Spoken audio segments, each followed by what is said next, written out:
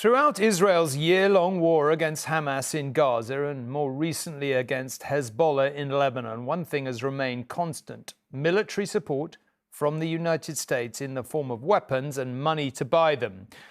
But for the first time, that flow has been made conditional. A secret US government memo confirmed today told Israel to allow more humanitarian aid into northern Gaza. Failed to do that within the next 30 days, and the flow of funding could dry up. The ultimatum is not just military and humanitarian. It has a political dimension. The American election falls within those 30 days. A Trump presidency may view things differently. President Biden's State Department said there was a sense of urgency.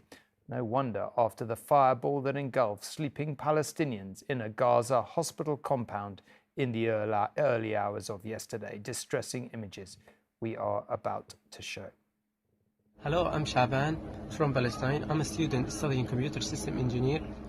Shaban fled his home in North Gaza because the Israeli army told him to evacuate for his own safety. Now we are in the Al-Aqsa Martyrs Hospital, and there's no safe place here in Gaza. He was in Al-Aqsa Hospital because he was injured in an airstrike. That injury meant he could not run away when the tents around the hospital caught fire after another airstrike yesterday. Shaban burned alive with his mother beside him. And in this graphic image we have decided to show, his hand is seen reaching out from the flames. Amid all of the horror seen from Gaza, this has proved to be one of the most shocking and possibly consequential images in this war. Even the US said that picture was deeply disturbing. Now, as Israel's siege and bombardment of northern Gaza continues into its third week, their closest ally has issued an ultimatum. A joint letter from America's Secretaries of State and Defence says Israel must, starting now and within 30 days, act on a series of measures to improve the humanitarian situation in Gaza, or else failure may have implications for US policy on military aid. It's not about making any kind of threats. It's about seeing the situation reversed. And so that the civilians in Gaza who are not getting adequate access to food and medicine and other humanitarian goods today actually see, as a result of our efforts, a change.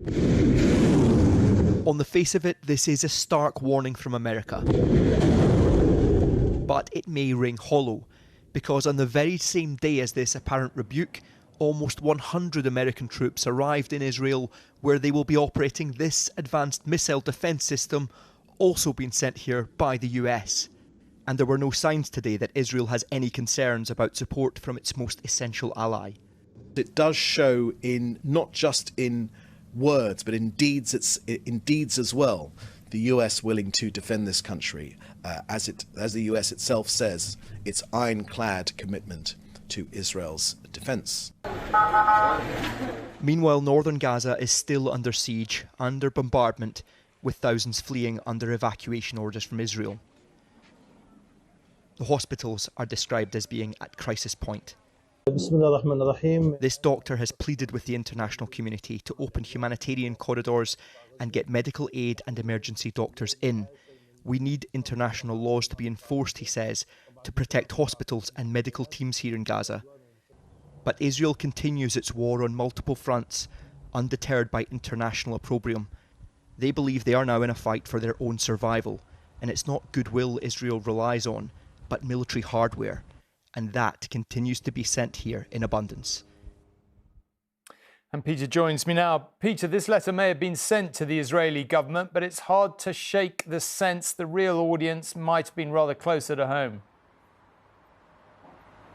I think that's right, Tom, and Israel is very much aware of that. You heard there the spokesperson talking about the difference between words and deeds, and I think the language really matters here. We know how sensitive it can be, and Israel there is acknowledging that there's a difference between American politics and the fact that public opinion there is seeing the images that we're seeing, the horror of these scenes coming out of Gaza, and the realpolitik of what's actually happening here in the Middle East. It's interesting as well, Tom, I think something that I've picked up, that Israelis and the Israeli government is frustrated that they don't think the world believes that they are in a fight for their own survival, and something that's been pointed out to us when I've been challenging former generals here. They're saying you're focusing on this bloodshed in Palestine and in Gaza and the humanitarian crisis, and they say that that's your right to do that. But if it was not for these defence systems in Israel, there would be similar scenes in the streets of Israel almost daily. There are hundreds of missiles and drones being fired in from Hezbollah to the north. Just a couple of days ago, rocket fire from